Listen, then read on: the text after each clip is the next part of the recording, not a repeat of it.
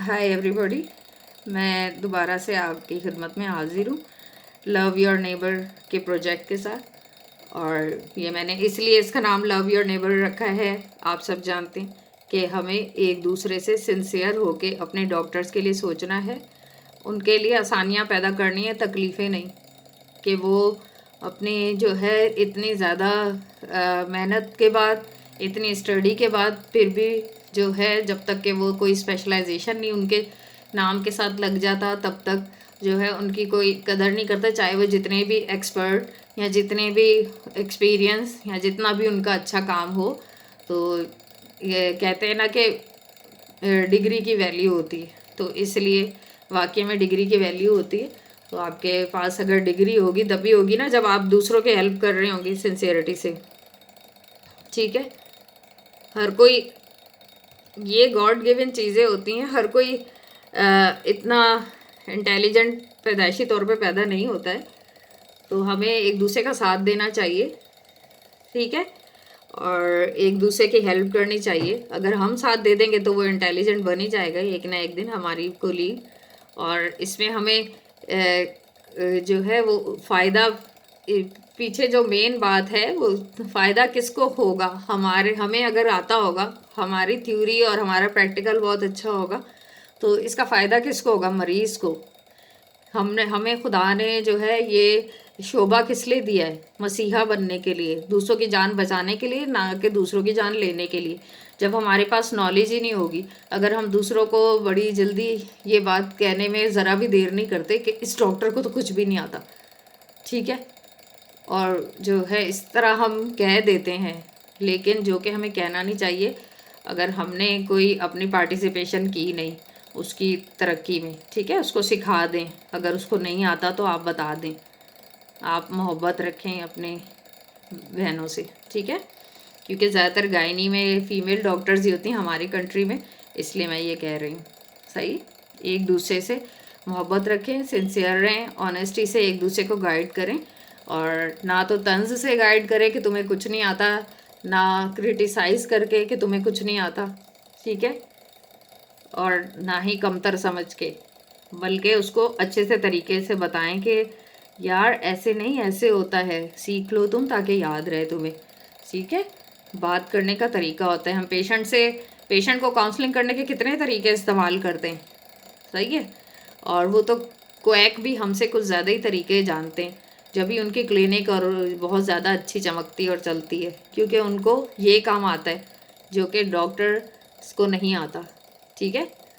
Mostly doctors क्या करते हैं, बस उनको अपनी पढ़ाई और उनको बस इलाज करना होता है। ये दोनों तरीके हमें साथ साथ लेके चलने होते हैं कि पेशेंट को काउंसिल कैसे करना है, ठीक है। तो पेशेंट को काउंसिल करने का तरीका आता है तो फिर पेशेंट के साथ बात करने के तरीके सीखते हैं कि हमारा पेशेंट बन जाए, क्योंकि वो हमारा उससे सेल्फ रिलेटेड होता है कि अगर पेशेंट हमने अच्छे बनाए तो ये मेरे पेशेंट ज़्यादा बन जाएंगे और मेरी कमाई भी ज़्यादा हो जाएगी। ये बातें सारी इंसान ने अपने माइंड में रखी होती हैं, तो जितनी भी चिढ़ आ रही हो तो वो बड़े अच्छे तरीके से, ख़ासतौर पे प्राइवेट प्रैक्टिसेस में होता है ऐसे, कि जो है गवर्नमेंट में तो परवाह नहीं होती ना, गवर्नमेंट में जो है किसी भी तरीके से बातचीत कर लेता है इंसान, जो कि करनी तो नहीं चाहिए, लेकिन ये कि वहाँ इतनी परवाह नहीं होती। प्राइवेट प्रैक्टिस में बड़ी परवाह आ जाती कि अगर हमने इस तरीके से किया तो हमारा पेशेंट निकल जाएगा। तो जब पेशेंट से हम सीख रहे होते हैं तो अपने कोलीग के लिए भी सीख लें ये बात कि किस तरीके से प्यार मोहब्बत से आपस में बातचीत करनी, ठीक है। अगर तो हमने पेशेंट को मशवरा क्या देना है, हमें ये भी मैं BRCA1 और BRCA2 की बात बता रही थी कि ये फैमिलीज़ में होता है, और ये हमें याद रखना है कि कितने परसेंट BRCA1 जो होता है 20%, BRCA2, ये डिफरेंट बुक्स में ना थोड़ी आगे पीछे परसेंटेजेस लिखी हुई हैं, ठीक है। अगर BRCA2 जो है वो ओवरीज में 15% रिलेटेड है, BRCA1 ओवरीज से 20% रिलेटेड है, और दोनों 20% ब्रेस्ट से रिलेटेड हैं। ये जो है मैं इसलिए ये कह रही हूँ कि आप देख लें, क्योंकि RCOG में थोड़ा सा डिफरेंट दिया हुआ है इस परसेंटेजेस, और दूसरी एक दो बुक्स में थोड़ा सा डिफरेंट दिया हुआ है, तो इसको सही तरीके से आप किसी सही जगह से एक उससे याद कर लें, ठीक है। फिर उसके बाद आपने जो है ये इसलिए ताकि इनहेरिटेंस आपको पता चलती है कि फैमिली हिस्ट्री कितनी फैमिली, जो अगर पेशेंट को सीए ब्रेस्ट है तो कितने उसकी जीन म्यूटेशन के चांसेस हैं। ये 2-3 मोटी मोटी बातें जो है ये याद कर लें आप लोग बुक में से, ठीक है। अगर उसकी फैमिली कंप्लीट हो चुकी होती पेशेंट की, जिसमें BRCA1 या BRCA2 जो है BRCA जीन म्यूटेशन आ रही है, फैमिली कंप्लीट है, तो उसको आपने TAH BSO का मशवरा देना है, ठीक है। तो और ये ब्लड में आप अगर जो है वहाँ फैसिलिटीज़ हैं तो करवा लें, सही। उसके अलावा आपने फिर आप आ जाएंगे उसी तरीके से जैसे फिर आप जर्नल फिजिकल एग्जामिनेशन में आ जाएंगे। जर्नल फिजिकल में वही बताया था कि जो है जैकलेट के आपने करना है, जॉन्डिस, पेलर, एडीमा, ये सारी चीज़ें देखनी है, ठीक है। एक्सलरी लिम्फ नोड देखनी और जो है cervical, superficial cervical lymph node देखनी है, ठीक है। General physical examination and then इसके बाद जर्नल में वही जैकलेट, याद रखिए जैकलेट आपको मैंने बताया, समझाया है हिस्ट्री टेकिंग वाली वीडियो में। और उसके बाद आपने जो है सिस्टमिक,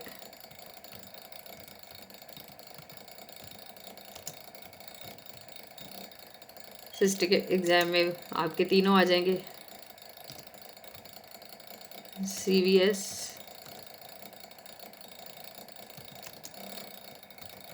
रेस्पिरेशन, ठीक है, और CNS। जर्नल फिजिकल में आपने पेशेंट वेल ओरिएंटेड है, ठीक है, विद टाइम एंड प्लेस है, ये सारी चीज़ें, और जैकलेट देखना है सारा, ठीक है। जॉन्डिस, एनीमिया और cyanosis, lymph nodes, oedema and thyroid, और ब्रेस्ट एग्जामिनेशन भी ज़रूर करना है,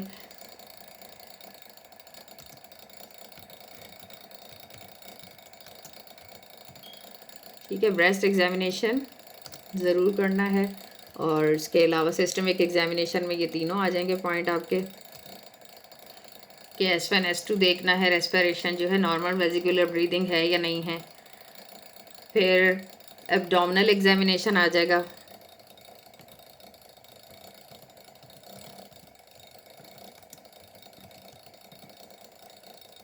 ठीक है। उसमें आपको पता है क्या क्या देखना है, इंस्पेक्शन, और इंस्पेक्शन में क्या देखना है आपने, कोई आपको एब्डोमिनल प्रोट्रूजन तो नहीं मिल रहा है, कोई बल्जिंग मिल रही है राइट या लेफ्ट इलियक फोसा में, ठीक है। आप जब इसकी हिस्ट्री वो देखेंगे शाजिया फटक में तो बिल्कुल आपको सारे पॉइंट मिल जाएंगे, ठीक है। और फिर आपने देखना है कि कोई प्रोमिनेंट वेन्स या पल्सेशंस वगैरह तो नहीं मिल रही है, इंस्पेक्शन पॉइंट देख रहे हैं, कोई स्कार मार्कर, कोई स्टेराई, ठीक है, वो तो नहीं है। इंक्वाइनल ऑरिफिसेस देखने हैं, सही। तो आपको पता है कि सबसे पहले इंस्पेक्शन ही आता है,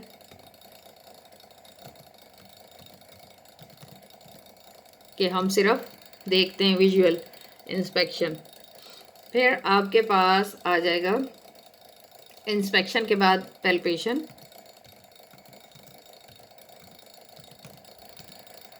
ठीक है। मैं एग्जामिनेशन की भी कोई वीडियो जो है वो डाल दूंगी ताकि आप लोगों को जो है और साथ साथ थोड़ा सा कमेंट भी कर दूंगी ताकि वो आप विजुअल भी देख लें कि इंस्पेक्शन और पैल्पेशन कैसे करना है, ठीक है। पैल्पेशन में आपने सारे सिर्फ सुपरफिशियल पैल्पेशन आपको पता है टेंडरनेस वगैरह देखने के लिए होता है, और ये सब पेशेंट को अच्छी तरह कवर करके पेशेंट की इजाज़त से। और डीप पैल्पेशन में आपने मास अगर देखा है तो उसके साइड कौन सी साइड है, राइट इलियक फोसा में है या राइट एब्डोमेन की तरफ है या लेफ्ट की तरफ है या हाइपोकॉन्ड्रियम तक जा रही है, हाइपोगैस्ट्रियम तक जा रहा है, ये सारी बातें देखेंगे। टेंडर है या नॉन टेंडर है मास, ठीक है। और मोबाइलिटी देखनी है कि वो मोबाइल है या नहीं है, सरफेसेस उसके चेक करने हैं, स्मूथ है या इरेगुलर है, मार्जिन्स देखनी है, कंसिस्टेंसी देखनी है, और रीचेबल है या नहीं रीचेबल, ठीक है। तो आपने पैल्पेशन में क्या क्या देखा, ये पैल्पेशन के पॉइंट्स। पैल्पेशन में आपने क्या क्या देखा, आपने 8 चीज़ें याद रखें, size,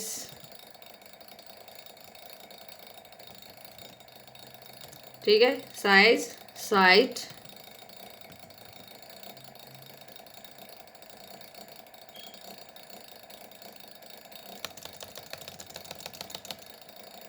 size and site, and then इसके साथ ही मैं लिख देती हूँ ताकि एक ही साथ जल्दी नज़र आ जाए। साइज देखना है, साइट देखना है, टेंडरनेस देखनी है, ठीक, tenderness, and then look for mobility.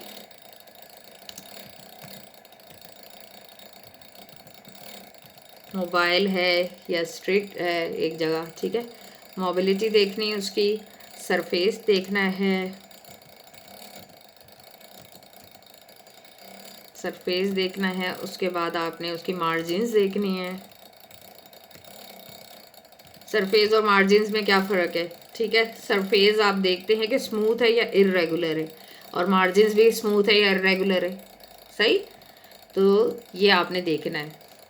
Surface को आप जो है अपनी पाम से ज़्यादा फील करते हैं, जबकि मार्जिन्स आपकी फिंगर से ज़्यादा फील होगी कि उसकी मार्जिन्स या एजेस स्मूथ हैं या इरेगुलर है, ठीक है।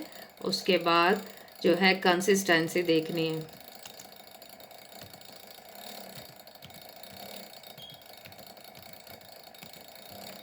कंसिस्टेंसी देखनी है आपने कि वो सॉफ्ट है या थिन है या हार्ड है या मिक्स्ड है या फर्म है, ठीक है। कंसिस्टेंसी इसको कहते हैं। उसके अलावा रीचेबल है,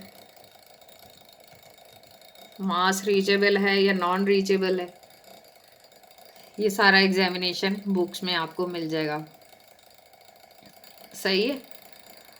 और इसके अलावा कोई साइन ऑफ इन्फ्लामेशन वगैरह तो आपको नहीं मिल रही, आप ये भी देखेंगे, देख सकते हैं कि कोई अगर जो प्लेस है, हमेशा जो भी कोई इस तरह का मास वगैरह होता है, पेन होती है पेशेंट को, तो हमें शुरू से जो है वो याद है अपने क्या कहते हैं बेसिक ट्रेनिंग्स जो हमारी थी, उससे हमें शुरू से याद है कि हमने क्या देखना है, ठीक है।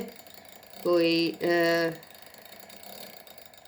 क्या थी हमारे कि हमने जो है साइन ऑफ इन्फ्लामेशन देखने हैं कि कोई पेन और रेड है, कलर, डोलर, ये सारे याद है ना सबको, ठीक है। कलर और डोलर और पेन और टेंडरनेस, इन्फ्लामेटरी साइन,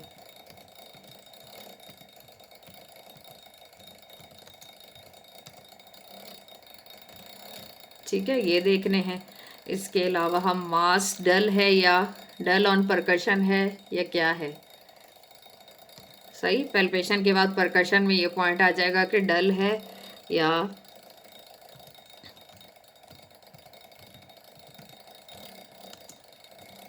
डल है या फिर रेजोनेंट है। डल जो होता है वो सॉलिड पे ज़्यादा होता है, रेजोनेंट जो हमें वॉइस आती है वो ज़्यादातर कोई एयर हो पीछे तो तब आती है, ठीक है।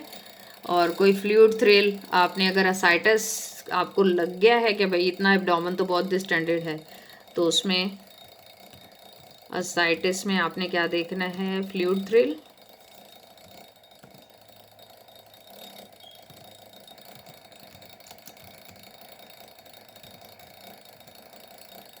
ठीक है। सिर्फ फ्लूइड थ्रिल ही कर लिया तो वही काफ़ी है, ज़रूरी भी नहीं है कि अगर आपने फ्लूइड थ्रिल कर लिया है, आपके पास इतना टाइम नहीं कि शिफ्टिंग डलनेस करें, तो कोई मसला नहीं है, फ्लूइड थ्रिल ही कर लिया तो काफ़ी है, ठीक है।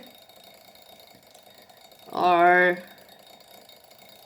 इसके अलावा आपने क्या देखना है कि मास ह्यूज है, कितना है, कम है, फ्लूइड थ्रिल या शिफ्टिंग डलनेस अगर टाइम हो तो कर लें।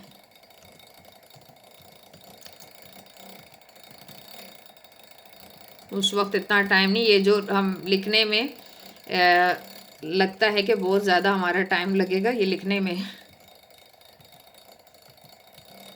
इसको आप अगर एग्जामिनेशन अगर आप हफ्ते में 1 या 2 पेशेंट भी इस तरीके से उसका एब्डोमिनल एग्जामिनेशन वगैरह करें तो आपको जो है थोड़ी आसानी हो सकती है, ठीक है।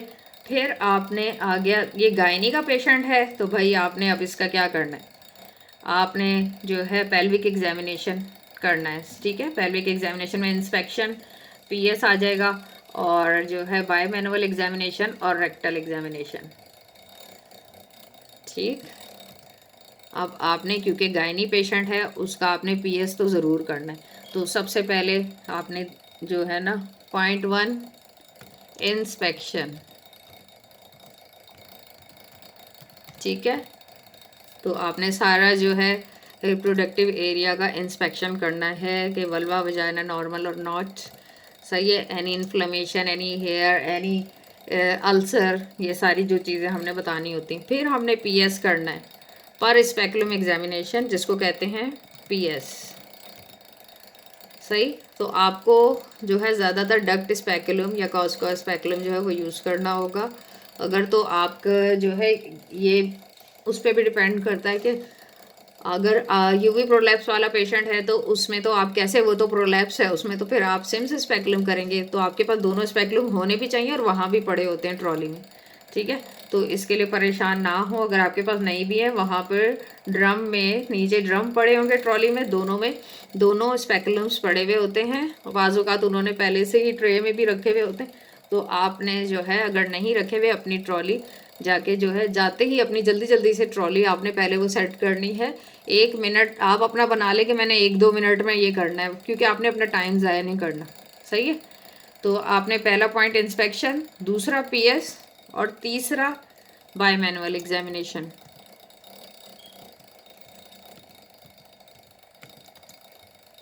ठीक है। और फिर नंबर 4 रेक्टल एग्जामिनेशन। बाज़ों का रेक्टल नहीं भी करते कोई तो इतना माइंड भी नहीं किया जाता, इतना इस पे आपको नहीं पकड़ होती कि रेक्टल एग्जामिनेशन किया था या नहीं किया था, ठीक है। पेशेंट टू पेशेंट डिपेंड करता है। लेकिन आपने पीएस इंस्पेक्शन पहले करा, आपने उनको दिखाना है कि आप इंस्पेक्शन कर रही हैं, ठीक है। और आपने अपने पॉइंट जो घर से आप पढ़ के गए हुए इंस्पेक्शन के पॉइंट, वो जो है इसमें आपने देखने, ठीक है। फिर पीएस करना है। पीएस के बाद आपने बाय मैनुअल करना है। कभी भी पहले बाय मैनुअल नहीं करें इस तरह। एक तो आपके ग्लव्स की बात आ जाएगी कि आपने अपना ग्लव्स वो कर दिया, और फिर इतना टाइम नहीं होता कि आप जल्दी जल्दी दूसरा पहने। कभी कभी आप उन्हीं हाथों से करने लग जाओगे तो फंस जाओगे आप, ठीक है। तो आपने पीएस पहले करना है। अपने जो है, आपने ट्रे में पहले से ही, आपने जैसे ही आप अंदर एंटर हुए और उन्होंने कहा कि ठीक है आप एग्जामिनेशन शुरू करें, तो ट्रॉली में आपने जल्दी से जेल निकाल के रख लेना है, अपना ज़ाइलोएड जेल। और अगर आप खुदा ना खास्ता भूल गए हैं तो आपने जो है एग्जामिनर से, 2-3 बैठी हुई होती हूँ, उनमें से एक से कह देना कि आप प्लीज़ मेरे could you please help me ma'am, I need some xyloid gel, ठीक है। अगर आप उस वक्त भूल गए जाते हुए तो आपने उनसे ये मांगना है, कंफ्यूज नहीं होना आपने। लेकिन ये कंफ्यूज आप कम होंगे अगर आपने पहले से ही अपने जो है ज़ाइलोएड जेल, उसमें किडनी डिश में पहले से ही एक साइड पे आपने निकाल के रख लिया है, स्पेकुलम साथ में रख लिया, तो आपको जो है परेशानी नहीं होगी। ग्लव्स अपने जो है, सर्जिकल ग्लव्स आपने ज़रूर अपने साथ 2 सेट लेकर जाने, और वहाँ पर भी पड़े होंगे ग्लव्स। लेकिन ये ज़्यादा अच्छी बात है कि आप साफ़ सुथरे स्टरलाइज ग्लव्स जो हैं पेशेंट के लिए इस्तेमाल करें, क्योंकि वो पेशेंट बेचारी जो होती है, वो कोई एक पीजी जो है उसके एग्ज़ाम में उसको जो है नहीं डमी बनाया हुआ होता, बल्कि जो है 4 से 5 तो मेरा ख्याल है कि लोग उसको एग्जामिन करते हैं या उसका पीएस करते हैं। तो कभी कभी पेशेंट तो रोना ही शुरू हो जाती कि मैं अब नेक्स्ट एग्जामिनेशन नहीं कराऊंगी। तो ये सारी बातें अचानक से होती, तो जिनको डील करना आपके लिए मुश्किल हो जाता है उस वक्त कि आप, पेशेंट रो रही है, आप क्या करें। तो इसलिए पेशेंट को पहले काउंसिल करना है पीएस एग्जामिनेशन से, ठीक है। और आपने अच्छे तरीके से जो आपका स्पेकुलम है उस पर ज़ाइलोएड जेल अच्छे तरीके से, या फिर पॉलीफैक्स आपके पास हो, तो ताकि पेशेंट को पेन ना हो, ठीक है। कोशिश करनी है, लेकिन ऐसा कभी होता नहीं। पेशेंट पहले से काफ़ी घबराई होती है और दूसरे लोगों से भी एग्जामिन करवाया होता है, तो उसको पेन ज़रूर होगा।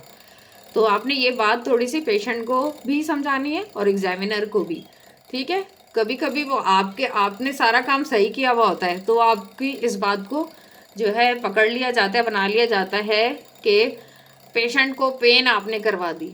तो भाई कोशिश आप ये कर लो कि पेशेंट को पेन ना हो। अगर पेशेंट ज़्यादा अच्छी तरह नहीं करवाए तो आपने हल्का सा स्पेकुलम डाल के और आपने मैम को बोल देना कि क्योंकि मैंने पेशेंट की केयर के लिए किया है, लेकिन मैं जितना मैं देख सकी उतना मैंने ये देखा है, ठीक है। तो ये जो है ना, एग्जामिनर टू एग्जामिनर है। कोई आपकी बात से काउंसिल हो जाएंगी, कोई आपकी बात से काउंसिल नहीं होंगी। इन बातों से डील करना पड़ेगा, इन बातों को सहना पड़ेगा, ठीक है।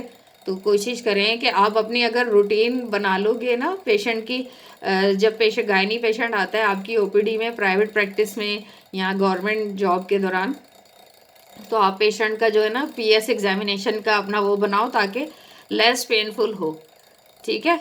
और जो है क्योंकि वहाँ पर कोई पेशेंट के जो है ना इनके डक्ट स्पेकुलम के भी साइजेस होते हैं, तो वो पेशेंट के लिहाज से ज़रूरी नहीं है कि वहाँ पे जो है डक्ट स्पेकुलम वैसे ही पड़ो, पेशेंट के लिए पेनफुल तो हो ही सकता है। तो आप जो हो कोशिश करो अच्छी तरह उस पर जो है ज़ाइलोएड जेली या पॉलीफैक्स जो भी है, वैसलीन कुछ इस तरह का हो कि आप पेशेंट को तकलीफ़ ना दें। आप रिलैक्स होकर आराम आराम से चेक करें, पेशेंट को अच्छी तरह काउंसिल करें, उससे बातें करते जाएं और उससे 2-3 हिस्ट्री के पॉइंट पूछते जाएं, तो ये जो है खुदा के फजल से ये आराम से हो जाएगा ये एग्ज़ाम, ठीक है।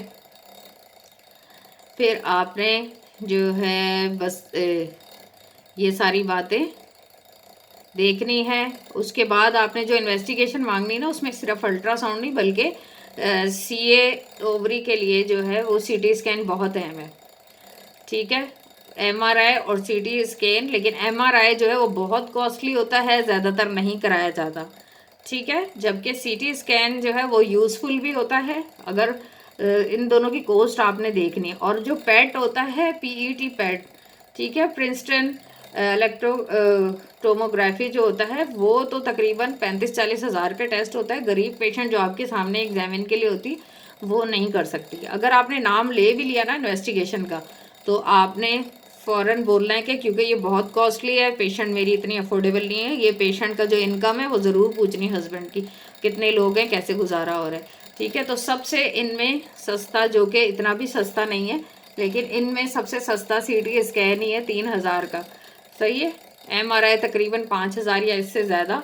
और ये जो है डिपेंड करता है कि आप कौन से प्लेस में वो है, कहाँ से करा रहे हैं, किस लेबॉर्ट्री से करा रहे हैं, कहाँ से हो रहा है आपका टेस्ट, ठीक है।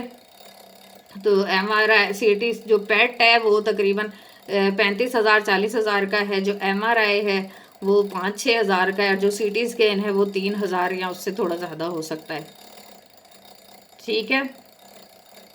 और फिर जो है ये आपके इसके अलावा पेरिटोनियल बायोप्सीज, ये सब जो है ना, ये सब मैनेजमेंट के पॉइंट है, थ्योरेटिकल आपको याद होने चाहिए, ठीक है, कि पेरिटोनियल बायोप्सी कैसे लेते हैं, आपको मैनेजमेंट की सारी वो पता होनी चाहिए, ठीक है। प्री ऑपरेटिव काउंसलिंग, ठीक है। पेरिटोनियल बायोप्सीज क्यों लेते हैं वो आपसे सवाल करेंगी, तो आपने बताना होगा कि स्टेजेस देखने के लिए। और इसके अलावा जो है प्री ऑपरेटिव काउंसलिंग पेशेंट की क्या करनी है, हमने पेशेंट को वो आपसे मैनेजमेंट में ये सवाल आ जाएगा, ठीक है। मैनेजमेंट में आपसे क्या पूछेंगी कि okay your diagnosis is ovarian cancer, how you will do pre operative counselling of patient, ठीक है।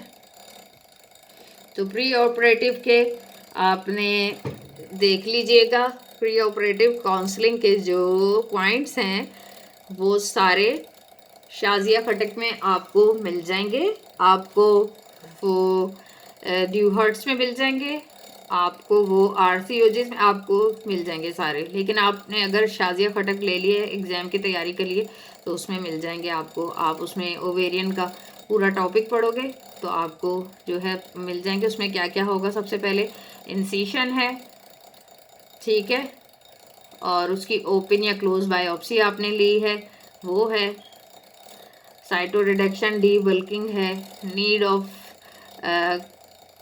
ठीक है कोलेस्टोमी है, ब्लैडर डैमेज या यूरेटर डैमेज, ये सारे देखने होते हैं। प्री इनके बारे में आपने पेशेंट को काउंसलिंग करनी है कि हम इंसिशन कौन सा देंगे आपको, ओपन आपकी बायोप्सी ली जा रही है या क्लोज ली जा रही है, और डी बल्किंग सर्जरी ये होगी, उसको आपने उस पेशेंट की लैंग्वेज में आसान करके समझाना है, ठीक है। इसमें अगर नीड ऑफ कोलेस्टॉमी हो सकती है, अगर ख़तरनाक ट्यूमर है तो ब्लैडर या यूरेटर डैमेज के चांस हो सकते हैं। ठीक है। ट्रांसफ्यूजन की ज़रूरत पड़ सकती है और ट्रांसफ्यूजन के अपने साइड इफ़ेक्ट्स होते हैं, वो बताने होंगे पेशेंट को। और जो है उसको एनेस्थीसिया बताना होगा कि ज़्यादा प्रोलॉन्ग भी हो सकता है एनेस्थीसिया ना आपकी सर्जरी के दौरान, और हॉस्पिटल स्टे कितना होगा और कॉस्ट कितनी होगी। ठीक है। ये आपको पेशेंट को सारा बताने। इसके अलावा जो आपसे क्वेश्चन ये आप पेशेंट इस कंडीशन के लिहाज से आपसे जो है प्रोग्नोस्टिक फैक्टर भी पूछ सकते हैं। ठीक है।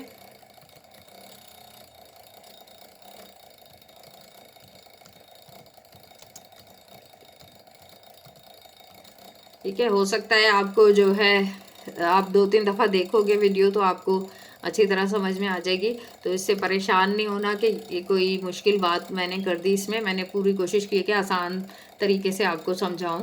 तो प्रोग्नोस्टिक फैक्टर में स्टेज ऑफ द डिजीज़ आ जाएगा, ग्रेड ऑफ द डिजीज़ आ जाएगा, ये सारे आपको पढ़ना होता है। ठीक है ना। हिस्टोपैथोलॉजिकल जब तक आपने पढ़ा नहीं होगा तो एग्ज़ाम पास करना इतना आसान नहीं है। ठीक है। पढ़े बगैर तो कोई भी नहीं जाता और पढ़े बगैर एग्ज़ाम निकलता भी नहीं है। ठीक है। लेकिन टिप्स होती हैं, तो आपने ये टॉप पढ़ा होगा। आपसे प्रोग्नोस्टिक फैक्टर जो है वो कम ही है कि आपको लेके जाएंगे उस पर, जिसमें स्टेज और ग्रेड ऑफ द डिजीज़, लेकिन आपने पढ़े हुए होंगे तो आपके माइंड में तो होंगे ना कौन सी स्टेज की पेशेंट लग रही। स्टेज 1 ओवेरियन कैंसर लग रहा है, उसकी हिस्ट्री से आपको पता चल जाएगा। स्टेज 2 लग रहा है या आपकी उसकी इन्वेस्टिगेशन से पता चल जाएगा। ठीक है। ये सारा, और एज ऑफ द पेशेंट, ये सारी। फिर आपने जो है पेशेंट को जो है प्री ऑप क्या करते हैं, प्री ऑप प्रिपरेशन, ये भी क्वेश्चन बहुत पूछ सकते हैं। अगर प्री ऑप काउंसलिंग नहीं पूछेंगे ना तो प्री ऑप प्रिपरेशन जो हम करते हैं, और ये तो हमारी ट्रेनिंग में पक्की शामिल होती है प्री ऑप। ठीक है। सबको आती है। कंसेंट, पेशेंट से हम कंसेंट लेते हैं। पेशेंट के लिए ब्लड जो है 4 यूनिट्स अरेंज करवाते हैं, 4 FFP अरेंज कराते हैं। एनेस्थीसिया फिटनेस होती है, गट प्रिपरेशन होती है, और थ्रोम्बोप्रोफाइलेक्सिस हेपरिन वगैरह जो है वो पेशेंट को हम देते हैं। ठीक है। कंसेंट हो गया पहला पॉइंट। दूसरा पॉइंट क्या हो गया, ठीक है, ब्लड के बारे में। ये आपसे पूछेंगे कितने यूनिट ब्लड आपने, 4 यूनिट ऑफ होल ब्लड या पैक्सेल। और पेशेंट की HB के लिहाज से, वैसे पेशेंट की जब तक HB नहीं सही होती 10 तक, तब तक उसकी सर्जरी भी नहीं हो रही होती, सब जानते हैं। तो उसके FFPs और ब्लड जो है ये वो प्रिपेयर होने चाहिए। एनेस्थीसिया फिटनेस होनी चाहिए उसकी।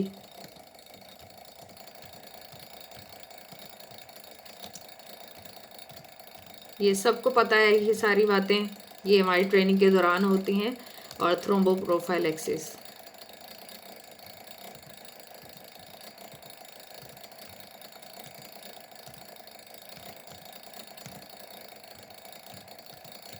ठीक है।